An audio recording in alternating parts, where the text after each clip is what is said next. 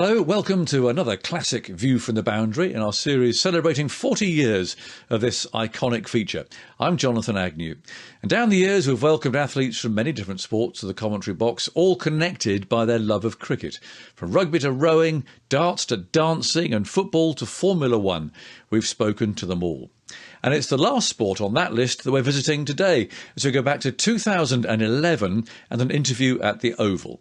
On the field, England were on their way to a big win against India, while off it, we had a very special guest from the world of motorsport. Mark Webber is one of the most recognisable faces in Formula One for the last couple of decades, racing for 12 seasons for the likes of Jaguar, Williams and Red Bull. Back in 2011, he was pushing for the world title against teammate Sebastian Vettel, but kindly stopped by for a chat during a mid-season break. It wasn't the first time he paid us a visit. He'd briefly popped in during a certain Ashes test at Edgbaston in 2005. Yeah, the finish wasn't so pretty, mate, was it? The finish wasn't so pretty. I'm trying to remember which day you came. Yeah. Do you remember? It was. I do remember going into the dressing sheds and seeing the boys after it, and it wasn't pretty. No. So whatever day was probably the worst day, it was probably that day. Yeah, so you were there. Oh, right, you were there on that Yeah. particular day. Yeah. Yeah, So you popped into the dressing room? I did, yeah. And Warney was texting, actually, when I went in. So That's nothing new nothing's there. changed, yeah. But, yeah, it was, I mean, it was a, absolute nail-biter, wasn't it? Yeah. I think Gillespie, I think the boys got knocked over, right? There was, yeah, it could have went either way, couldn't it? Yeah, It was two a runs. phenomenal test match. Yeah, Phenomenal test match. absolutely brilliant. So, yeah, it was good. Do you like cricket? I mean, are you here by coincidence? Do you I do like cricket. I followed it a lot as a youngster. I played a little bit. I played a little bit with Brad Hatton, actually. So Right, okay. in Queen Bin near Canberra there. So obviously he went on and did his thing, and I did my stuff. So, but my love of the sport's really grown since I came to Europe, and I suppose turned into a professional myself, and then understood obviously the mental state that you've got to be at to really be successful at this level. Yeah. And Steve Waugh was a huge hero of mine, Okay. and obviously still is. The way he went about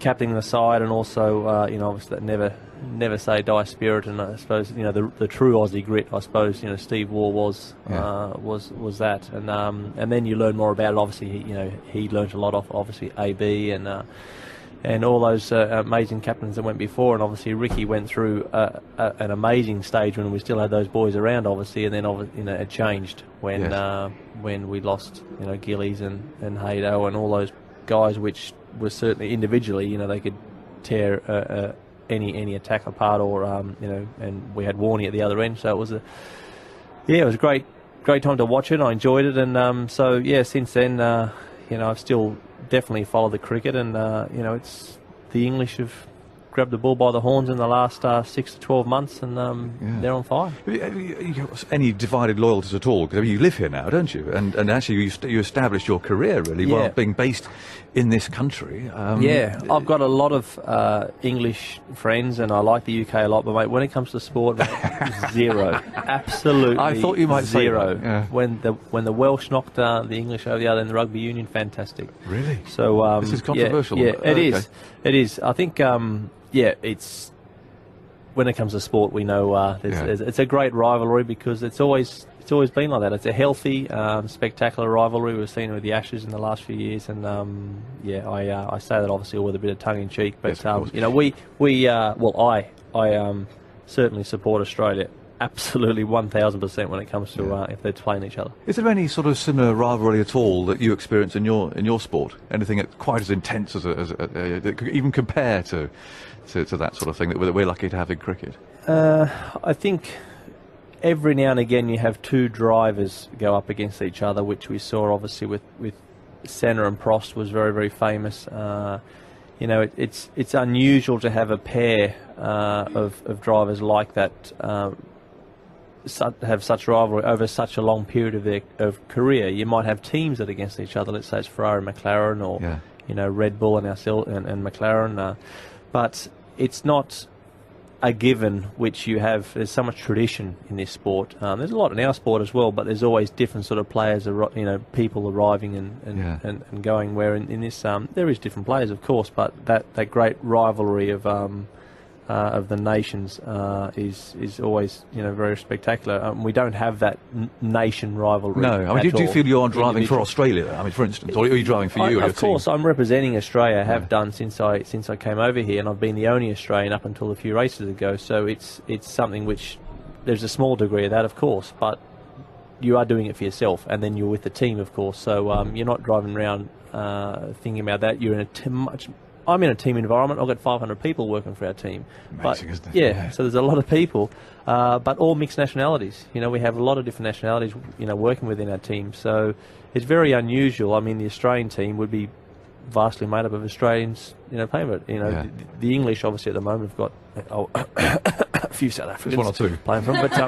But anyway, that's how it goes. That's how it goes. So, what influence did Steve Waugh have on you then? And are you still in touch with him, for instance? I am very much still in touch with Steve. He had a big influence on me because I think, Steve, in many ways, you might argue, wasn't the absolute, in terms of talent, and had the absolute utmost sort of the gifted sort of touch, I suppose, for the whole sport. But he worked and worked and worked, yes. and he was pretty handy all round. It must be said. We know that. So, he never, the way he protected his wicket was just sensational. He was such a great leader to show to people that when you put the baggy green on, it's whatever the situation, wherever we are. You will never, ever, ever give your wicket up. And, some of those, I remember talking to him about some of those innings as he,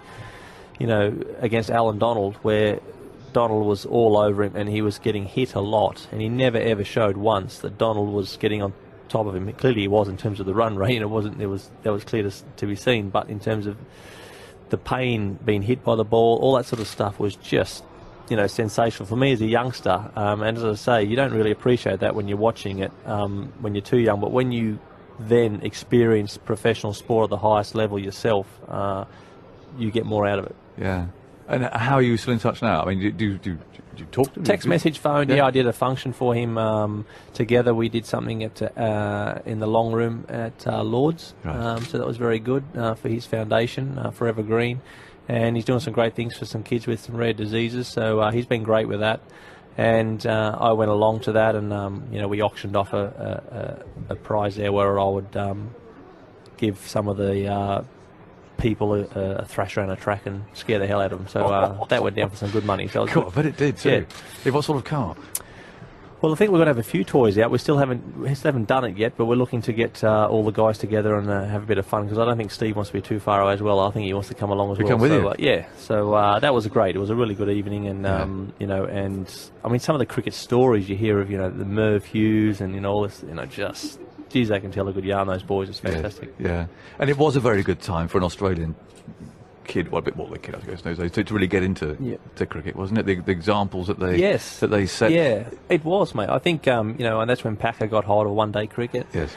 Viv Richards, when the West Indies come down, mate, it was, that was a highlight in our house. We'd have the families round, day-night cricket was awesome. Yes. And it really was, culturally a big thing in I think a lot of Australians growing up, and particularly if you like sports. So they were heroes, and they represented us well. And as I say, there's a thing. Then you can make the association later on in your own career. I never ever envisaged, of course, that I would never do anything in my own career like that when you're that age. But when you then look back and see what those guys did, there's a lot of things. There's a lot of similarities with all sports that you can draw back on. Yeah.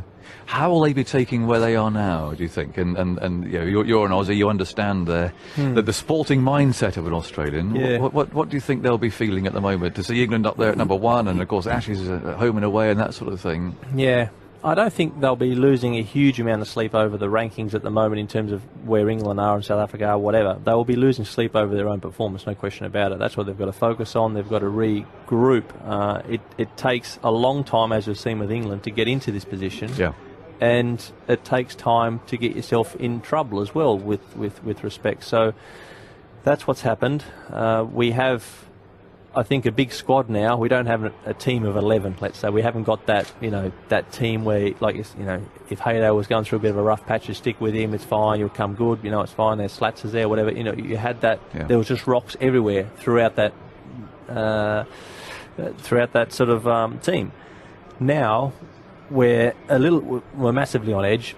Obviously, the confidence goes, which is a bizarre situation for... People might think that's a bizarre thing for the Australians to go through. Confidence is gone. Well, hello, it happens. It's sport. It's sport. And it does happen. And we've got to have the stability, the continuity then. And then when you get, obviously, the trust they've gone through, obviously some change with selectors now. There's a lot of change in Australian cricket and prioritising on what we can do to, what eggs we're going to put in the basket and then get on with it, really. And that's what we've got to do, because at the moment, obviously, England are very, very well settled. And in 3 or 4 years' time, they're going to have a bit of a change too, because obviously the average age is not mega low there. So that's how it is, and they won't be enjoying it, mate, at all. No. And I'm just happy that we're not touring here now at all, because we're not in a state at the moment to be taking on you boys. I don't think. I saw Alistair Cook at the British Grand Prix this year, and I went up to him and I said, mate, you've been a real pain in the Watsy, because he's been phenomenal, and that is something which I can, again, this relation, the concentration that he showed, obviously he's had, not every innings has been phenomenal, but he's had some phenomenal innings. When you start, the amount of time at the crease is just, as any sportsman, you have to respect that. Yeah. It's interesting how you focus on concentration. I mean, that is obviously a really key part of your success, I guess, is an absolute rigid concentration. I mean, you can't relax for a microsecond at 190 miles an hour. We can't. Certain tracks are a little bit more different to others. Obviously, Monte Carlo, a street circuit, the car's moving around a lot, it's very bumpy, the Armco is always very, very close, and the track's always testing you, it's always asking you to give a little bit more, and sometimes you give a sniff more and it's over. You might clip the barrier, or you might go in even harder. So other tracks you get away with a bit more. So that is different to, Steve used to say to me, mate, I only concentrate, I might be out there for 4 hours, but I'm not concentrating for 4 hours. I walk away from the crease, we've got to, reset, come back again, next delivery, boom, that's it. And concentrate, start really ramping the levels of focus up, narrowing the focus when the quicks are sort of halfway in their run-up, and that's it.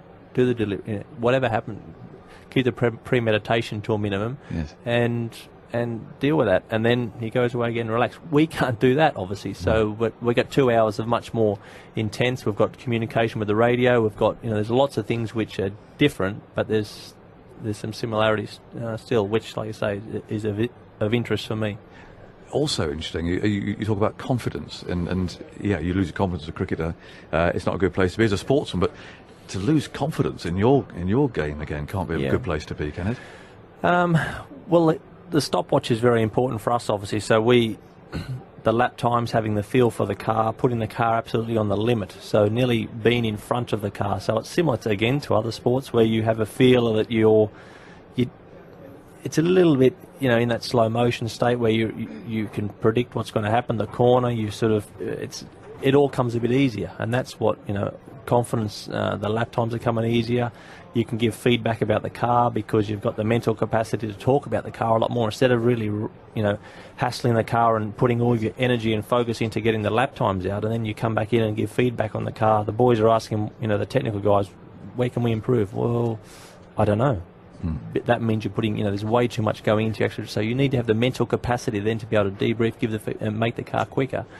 That's important to be able to do that. So, and composure is another big word, I think. Once you start to be confident, then obviously that will bring composure. And when you've got composure, when I started winning my first few races, and then when you win and you control the whole Grand Prix, and that's uncharted waters. When you start as a sportsman controlling things where you haven't been before, uncharted water, that gives you lots of composure, and then you perform much better. Yeah.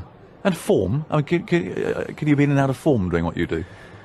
Yes, you can. You can. I think the mistakes might increase. So, to the educated eye, yes, you would see that.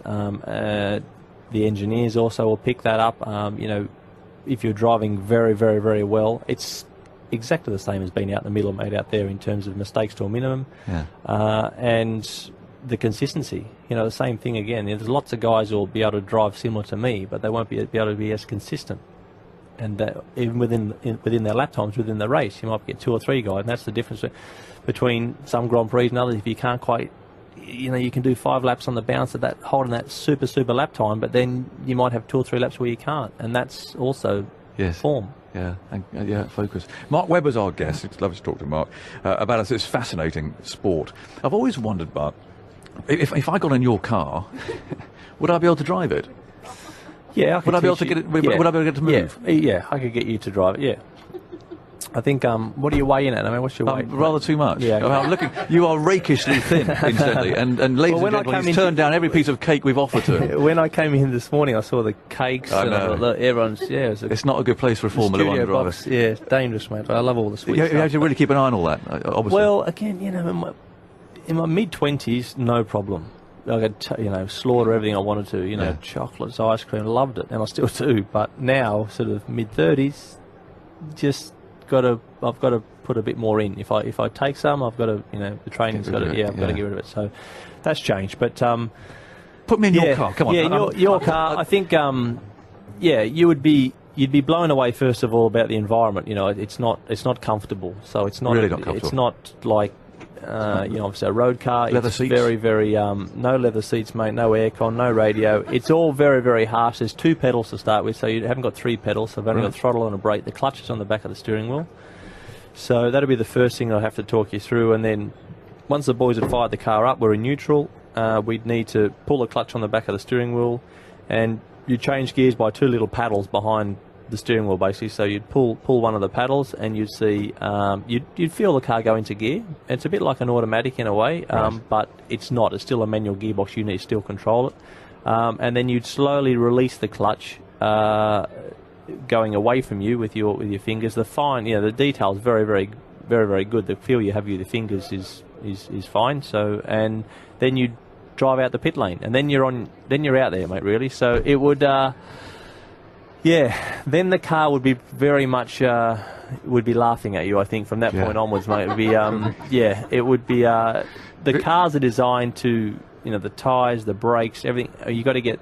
They only perform well when everything gets very, very hot, and you know, the brakes, the tyres, everything. You know, there's such a narrow band for the car to operate. Otherwise, they feel very awkward and clumsy. So are they all the same? I mean, is yours the same as very similar? Very similar. I mean, obviously, you know, from a car at the front of the grid, which is certainly ours, in the top few, to a car at the back, we're talking 4 seconds per lap, which is a lot in our game. Yes. You know, if you finish 3 or 4 laps behind in a Grand Prix, then obviously you're on a different planet. It'd be not even a comparison. Me going out in the middle out there, you know, it's just I know roughly what I'm doing, but you're not at the races basically. But the car for you would feel the same. I mean, everything would be similar, the downforce, all that sort of stuff. You wouldn't, because you're not going to test the car to the limit. So they're all basically the same. Yes, tyres, gearbox, engine, all that sort of stuff. But for the pros, the guys at the front, obviously we feel the difference between a good and a bad car. Yeah. And when you are going, when you're at full tilt, you say it's not comfortable. I mean, is it noisy? You've got all the radio stuff going on. Is it really? It's hard work in there. Yeah, it is. It is hot. Some races, you know, for example, the Singapore Grand Prix, it's low 30, 32, 33, very, very humid. It's fully encapsulated, obviously. So we've got the helmet on, we've got, you know, gloves on, fireproof overalls. Yes. Seat belts in positions which aren't particularly comfortable, you know, for a long period of time. So it is tough. A lot of G-forces. We would have between half a litre and a litre of water to drink in 2 hours, so not much because we've got to keep the weight down. And I can lose up to 2 kilos, worst case 2.5 kilos in the 2 hours if we have a lot of fluid loss. So it's a tough afternoon's work. The heart rate's high. Also got to make decisions, so that's adrenaline comes into it. All those type of things. So around pit stops. So yeah, it's a fascinating in terms of what the body can do, I suppose it's a different sport. But it's interesting. It's brilliant, and also it must be so varied. I mean, it starts to rain. It's like Jeffrey and his uncovered pitches, isn't it? I mean, you got to make a decision about the whole thing changes, isn't it? I mean, the whole track must completely change character. A lot of different skill sets required. Driving in the track, like I say, can change. 1 minute you're doing 1 minute 30s, the next minute you're doing 1 minute 50s, 20 seconds a lap slower because the conditions are just so extreme. And that is, again, you need that composure, that sort of, okay, this is how it is. We've got to get through this part of the Grand Prix, and then conditions will constantly be changing. So, yes, it is different, and the track layouts as well. So, there's lots of different things which test us. And that's what it should be like at this level in Formula One. We need, we race in all conditions to a degree, and all different types of tracks. Where some other categories don't race in the rain for different reasons, but we're supposed to be the ultimate driver, so we need to try and drive in all conditions. Yeah. Do you think about the danger, Mark? I mean, there's awful business with the red arrows yesterday. Obviously, speed equals danger equals. We saw what happened yesterday. I mean, do you ever think about that? Yeah, I think it's part of the sport, mate. Growing up, I'm very, very comfortable with it myself. The only way I think about it, I suppose, is that I know that for example, my mum and Anne, or the people, my loved ones, aren't super comfortable with it. They know that it's part of it, but I'm more comfortable with it than they are. So I'm not. I had a bad crash in Valencia last year where I was pretty relaxed through all of that to a degree, but I was disappointed what they might be seeing, and that could end in a different way. So that's not particularly nice for them, but I'm fine with it. When it's the most dangerous part of our job is when we have a failure on the car, which is very rare these days, touch wood.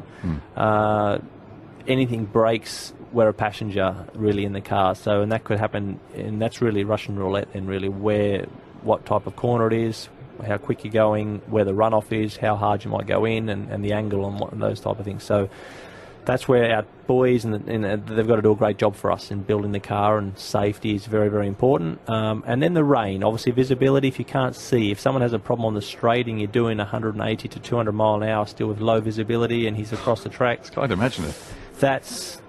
That's also another dangerous part. But generally, the steps forward, obviously, if you haven't seen the Senna film, Aggers, I'd recommend you to go and watch the Senna film. I know you're not a huge motorsport buff, but the Senna film he's the last guy that we've lost in our sport, which is in F1. Obviously, we've lost other guys, unfortunately, but they've moved the safety on a lot, and that's a great movie on the politics of the sport, and also just how, I suppose, encapsulating what we go through as drivers. Yeah, I must do. It's on my list, because I hadn't realised that the race that I saw him win was apparently one of the classic Senna wins. 93 it was at Donington. I've had lots of people saying, hey, that was one of his finest, because I remember it was wet. You told me about that off air. I think that was a classic Grand Prix because of when we spoke previously about the changing of conditions. So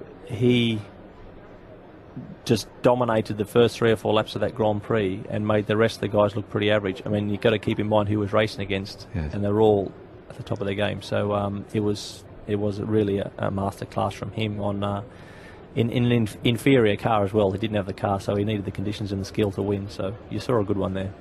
Now, we've got some messages coming in, and by all means, feel free to email or use Twitter. Of course, you're on Twitter, aren't you? Aussie Grit. Aussie Grit. I'm on Twitter, yes. Yeah, I sent you one at Wimbledon and you ignored me, but don't worry about that. Sorry. Sarah Holt, has Mark managed to keep sane during the mid-season break? Must be itching to get back at Spa next weekend. And any banter with the Force India team expected after this Test series, she writes. Oh, okay.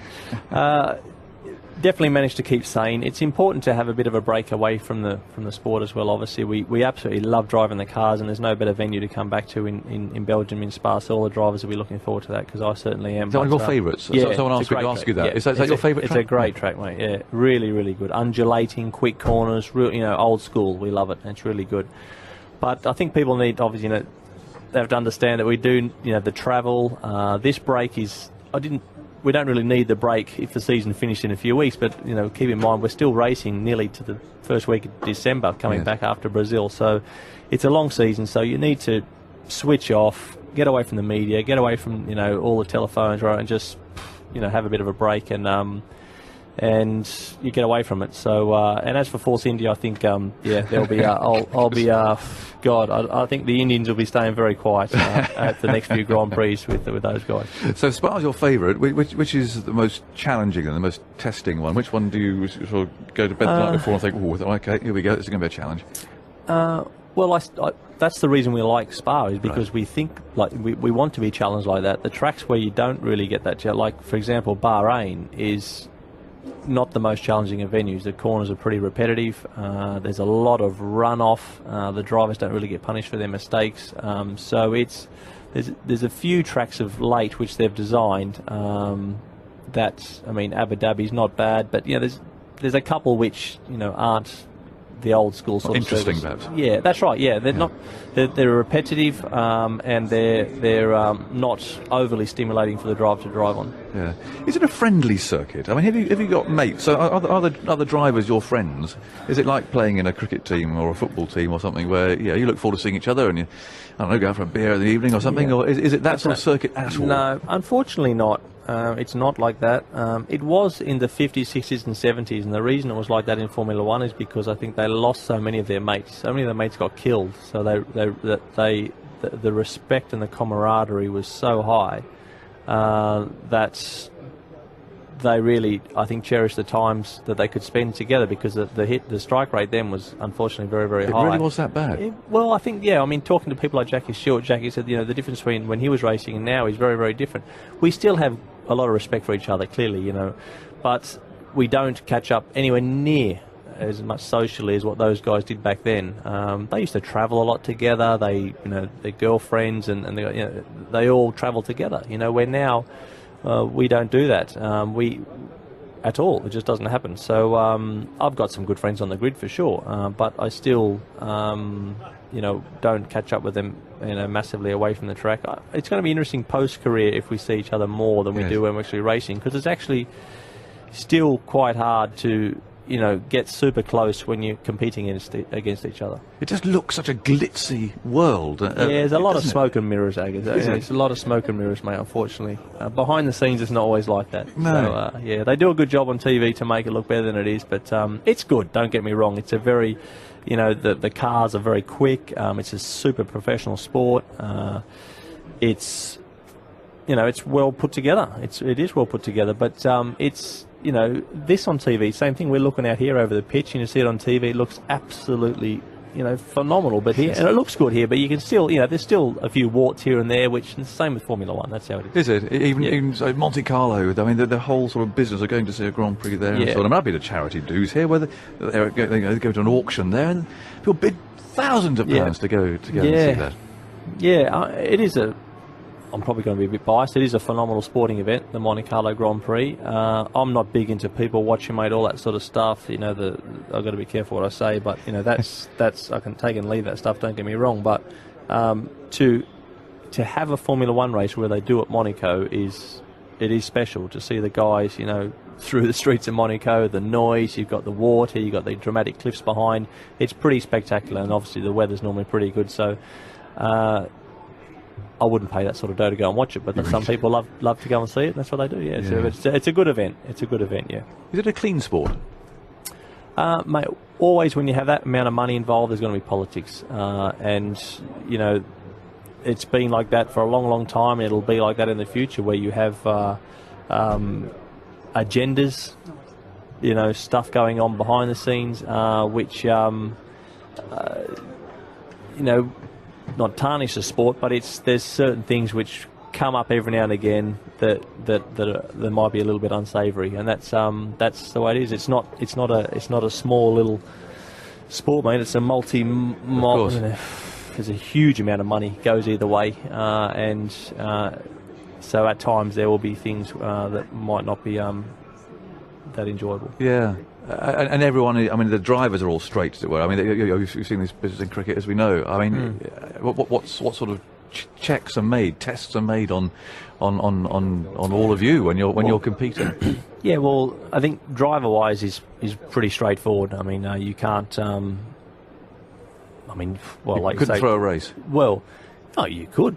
You could. I mean, any sportsman. At the end of the day, we've seen it with rugby league, we've seen it with cricket, we've seen with AFL in Australia. Some guys having a little bit of a flutter. So, absolutely, completely unaware of it going on in our game or in our sport. I think there's just not enough races as well. I don't think, when you've got so many matches or small little things going on, I suppose the temptation is higher maybe for these guys to have a bit of a crack, or the result is going to be pretty much like that anyway, or there's so many things that you can bet on.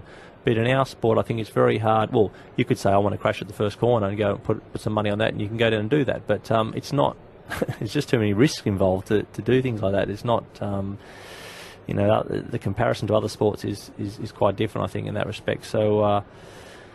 And technically, the cars, obviously, that's a big aspect which you've got to stay on top of. Obviously, people could cheat with the cars, so they've got to be, the governing body's got to be over that like an absolute rash to make sure that that's all fair and played for. So, and that's where most of the politics come into play, where you've got the rules and the ambiguity of how the rules are read and teams' interpretation, that sort of stuff, and you've got to be careful with making sure the right people are happy with what's doing what, and that's where the sport can get difficult sometimes. Yeah, and not naming names, but are there drivers, because there must be huge pressure if you're behind and you've got to win a race?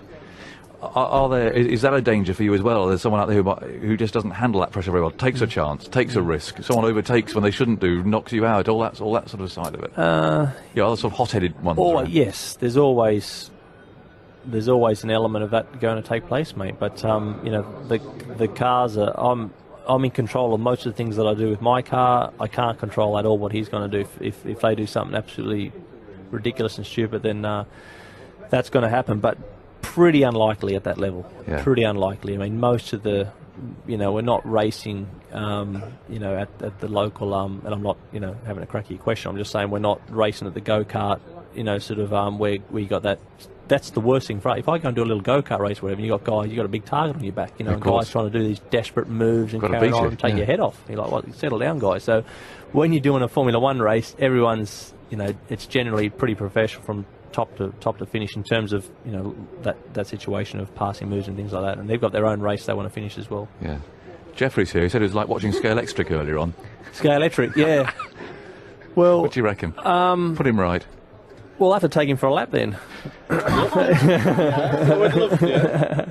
Yeah, hey Jeffrey, how are you? Pleasure to meet you. Listen, how can you interview him? Yeah. You put the wrong petrol in your car. Oh, thank you, Jeffrey. I thought you'd bring that up. You know nothing about it. Go away. One lap would be enough with him in the same car as you, I can tell you. I can tell you what. Yeah. Since Jeffrey expressed an interest, yes, would you like to ask him to drive him round in the Red Bull? There you go. There's a twin-seater, is there? You could take him round. Are you as competitive playing other sports? Says Simon on the Twitter. Yes. It's a fiercely competitive. You have to be to get to where you are, don't you? Yeah, I think so. Unfortunately, it's in the DNA, isn't it? So, yes, I am. All right. Because at the moment you're second? Second in the World Championship, yeah. Yeah. Is there any physical way you could get up there now? Physical, we'll probably knock Seb out. We've got to try and... but, no, I think, he's had a great start to the season, and now it's tightened right up. All four of us are, getting similar results. So McLaren and Ferrari are, performing very well. So the second part of the championship is going to be... I'm really looking forward to it, actually. Get some victories under my belt. And... Seb, it's probably his to lose. He knows that he's got a good lead, and but in sport, as you know, mate, anything can happen. So you got to keep boxing. Yeah. How does that relationship work? I mean, you're very competitive together. Again, are you mates together? It's the toughest relationship you can probably have, because you're supposed to be teammates and you're in the same team. All the guys and girls are working together for you two. But he's the one that you want to probably beat the most. And, is he? So it's, to prove your point, in a way? Yeah, in the team. So the rivalry's always been quite high between teammates and legendary, and we've always had interesting battles between teammates on the grid in Formula One. So that will always be the same, mate. Yeah.